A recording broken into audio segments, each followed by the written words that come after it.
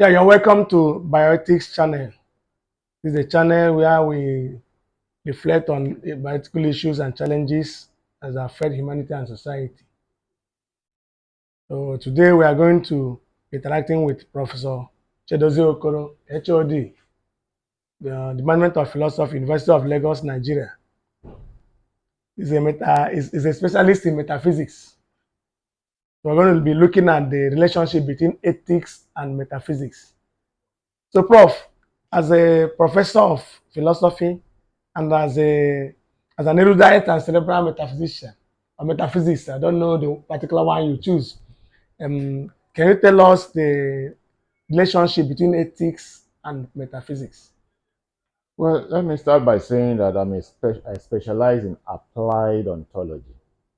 Metaphysics has three branches: ontology, which is the theory of being; cosmology, which is the theory of the origin of things; cosmogony, which is the theory of the relationality between the opposites. And there are two basic theories of cosmogony: dialectics and hermeneutics. I wouldn't go into study details more than that. And so what we want to look at the relationship between metaphysics and ethics. Well, here I will begin by saying that the primary thing here is metaphysics, because before we talk about ethics, we must talk about what kind of being practices ethics. In other words, what kind of being can do ethical things, can do actions that are can be classified as being ethical. In the first instance, where ethics stands to be judgment of moral actions, judgment of character, be good or bad. Now, why is it that it is only the human being that is being classified as being moral? And being moral, ethics only applies to human beings. It doesn't apply to God. It doesn't apply to angels. It doesn't apply to Satan. It doesn't apply to demons. It doesn't apply to animals and trees, which is why Heidegger says man alone exists. All other things are. And Jean-Paul Sartre went ahead to make distinction between existence and existential.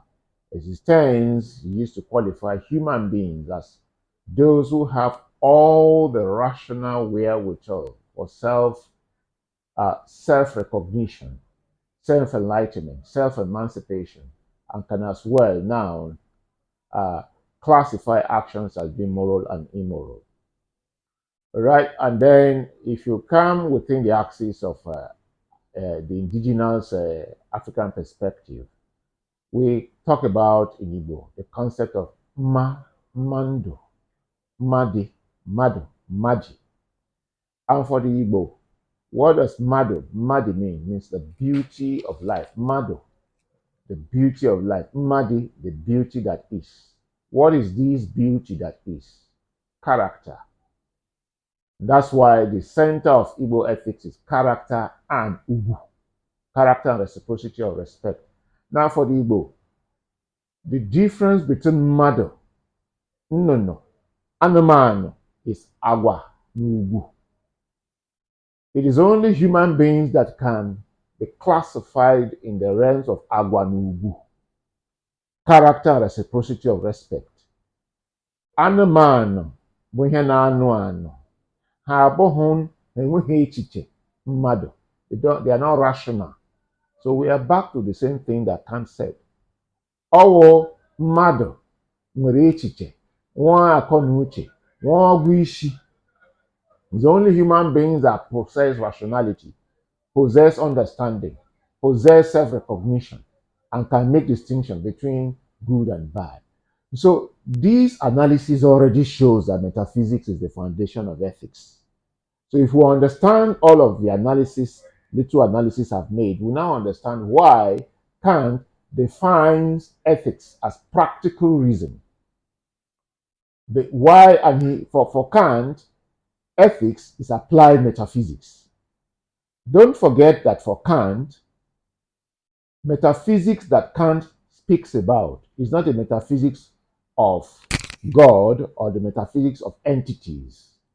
The metaphysics that Kant speaks about is the metaphysics of man, the ontology of man, that which the Igbo has described as mado. So, what does it mean to be human being, to be human? Don't forget that Kant asks that question. What must I be before I can qualify to be called human being? Gịnị bụ ihe ahụ m kwesịrị ịbụ ka m were bụrụ mmadụ? Without that power of metaphysics, and he said I have to be a metaphysical being. And what does it entail to be a metaphysical being? Say, I have to possess the power of transcendence. And what is this power of transcendence? The power to move, to transit from the visible to the non-visible, from what is available to what is not available, from experience to non-experience, so that we encounter in physical reality experience problems. But the solutions are not in the problems, the solutions are in us. We journey back into ourselves. And by the time we think about that problem and we hit the essence of that problem, the image of that problem, the solutions will begin to jump out. But the very interesting thing you must notice here is that you could have encountered a problem in Nigeria, in America, or any other part of the world. And if you are a traveler, you must have encountered the solution, not in the environment that you encountered the problem, but in another different environment. It may take you 3 hours, 3 days, 3 weeks, 3 months, 3 years. But you can see that the experience that you had was in your mind. But the physical experience had transited. And all this while you were busy thinking about that problem in your mind. That is transcendence. Then transcendence is not only the power to go beyond experience, it is a power to go beyond experience to non-experience and to move from non-experience back to experience. So that when we encounter problems in experience, we move beyond experience to the transcendental world of the human mind, where we contemplate, think, reflect, project, imagine, describe, do all sorts of things, dissect, project, troubleshoot. When we do all of these, we now come up with solutions. We now move those solutions back to the world of experience. The more comprehensive we are able to address that problem, the more comprehensive our solutions will be. Now, that is why for Kant, ethics is applied metaphysics. That's why he called it practical reason. And that's why he said his own ethics is deontological ethics, not consequentialist ethics. When I have finished acting, the result of my action will be, we use the result of my action to determine whether the action is good or bad. Kant says being a metaphysical being, a being of transcendence, I have the capacity to project where I am going. So Kant ethics is not about finishing the relay and then talking about the result. Kant is saying before we do the relay, we project the relay. Before we do the project, we project the project. Before we do the action, we project the action. And the way we project the action, we practice towards it. We marshal ourselves towards it. So Kant's ethics is, that's why it is the ethics of duty. If I say I want to build a project and I marshal out all visibility study, everything I need to do, and I am sure that everything I have put on ground, plus allowance of miscellaneous, the unforeseen, the eventualities. And once I project both resources and thinking and everything, and I project that in 3 months, in 3 years, I am going to accomplish that project. If I follow the rules I have laid down, Kant says, don't deviate from it. It's a duty you have imposed on yourself. Because if you deviate from it, you will not get to your goal. But if you follow it religiously, if you follow it minute after minute, and then you begin to address the problems you encounter at every point, you might even get to that point before the designated time. That is what Kant meant by ethics being applied metaphysics. That's why he called it practical reason. The same thing that the Igbo says. Ọwụ mmadụ na-akpa agwa ọma na-akpa agwa ọjọọ.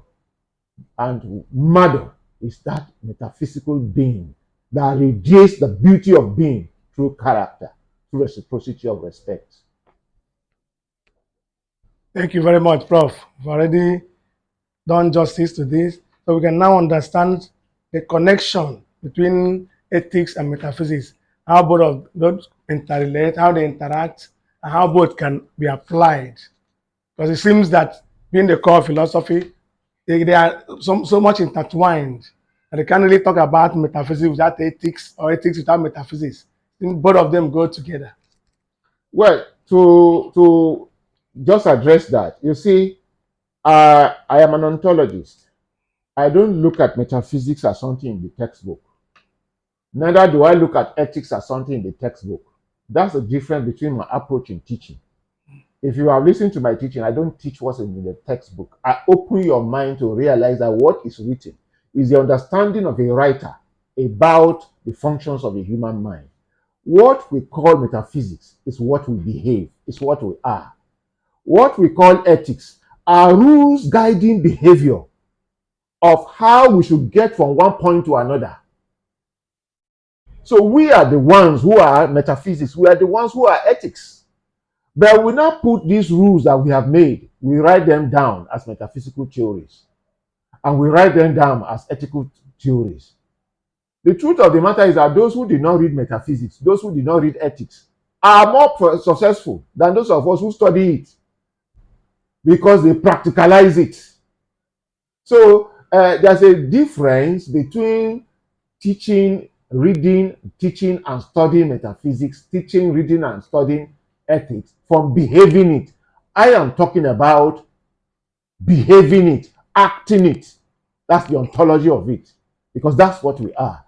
And that is why within the Igbo tradition, when somebody behaves within the realm of Agwa, Nubu, you say, Abu Mado. Only Abu Mado. You say it's a human being, it's a person in the Western terminology. When somebody behaves authentically, somebody is well behaved, and somebody practices the works on the principle of reciprocity of respect, you say, oh, he's a person. But when the individual does not have the capacity, you say it's just an ordinary human being. It's the same thing where in Igbo we say, someone who follows the etiquettes of character and respect, reciprocity of respect, you say, oh, madu. But when the individual does not follow those etiquettes, you say, empty human being. So we make a distinction between empty human being, madu and madu, ezigbo madu, a proper human being. You see, so the metaphysics and ethics I am talking is not a textual thing for me. It's something in action, something you see every day. And when we manifest this metaphysical power, we cannot manifest it without ethical principles. That is why for us in Igbo, ethics belongs to the high echelon, ethics and metaphysics. That is what you call, for us, we can call metaphysics, Mbaase, or Ntoala, that which is proud. Then ethics, we call it Agwamma, and Ubu. That's how we call it. Now, for us, you cannot separate metaphysics from ethics and ethics from metaphysics. Because in the first instance, for you to practice metaphysics, you need to be ethical in the sense that you must follow the rules you have made. Because if you don't follow the rules you've made of discipline, thinking, sitting down to think, carrying out your discipline, sitting down to read, sitting down to consummate this particular event that we are doing now. If you don't, we slated for 4 o'clock. I was here before 4 o'clock. Exactly 4 o'clock you are here. That's ethics. That's metaphysics. We projected, that's metaphysics. And we are carrying it out, that's ethics. So they are inseparable in human action. It is for didactic reason that we now write it, we describe it in the book. That's how my own approach. Yeah, Prof, thank you very much. You made allusion to the Igbo concept of man, a human being, Igbo mad. Does it relate to the concept of Nze? in Igbo or Amola Abi in Yoruba? Is there All, any connection being the real person who is the Ezigbo Mad? The truth of the matter is that the African cultures, Black African cultures, are interwoven.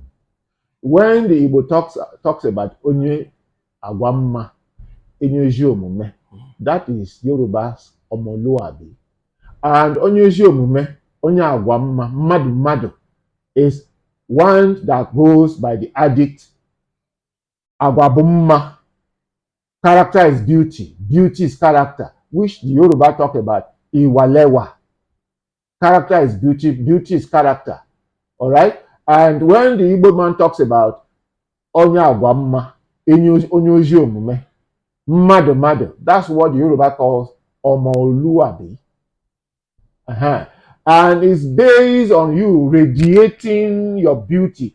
When the Igbo talks about mmadụ, all right, the metaphysics of mmadụ is mmana duado.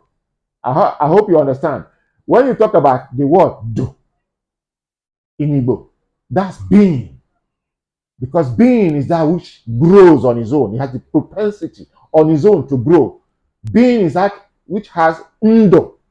For mundo, you have do. If you remove the becomes do. That which has the propensity to increase on its own. That which has the propensity to prosper on its own. That is what the Yoruba man talks about. Any something that has a propensity to grow on its own, to fructify on its own, to flower on its own. And what is that flowering? What is that? This metaphysical flowering.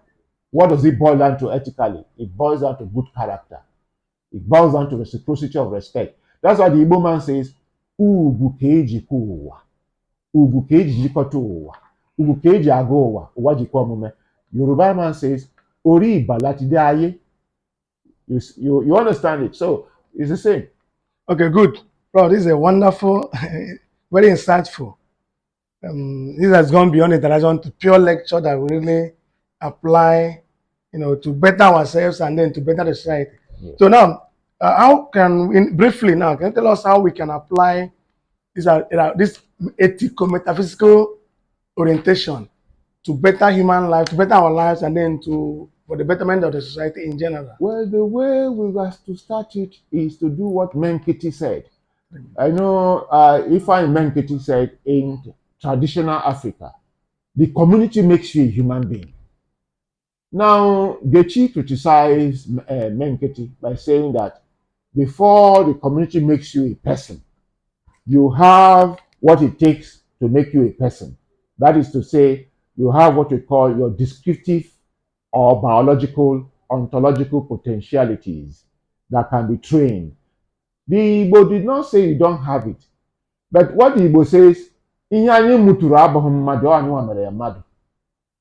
what the woman gave birth to, what the man and the woman gave birth to, the man impregnated the woman gave birth to a child. That thing you gave birth to, you call a child, is not a human being yet. Because in that thing you gave birth to, you must realize that unlike other animals whose ontological mindset, psychology is restricted, the human being has one thing that is peculiar.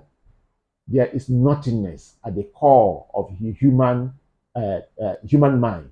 That nothingness is that we are the only being capable of diversity of thinking, versatility of thinking. So if you do not culture the human being in the direction the human being should go, it can become an animal.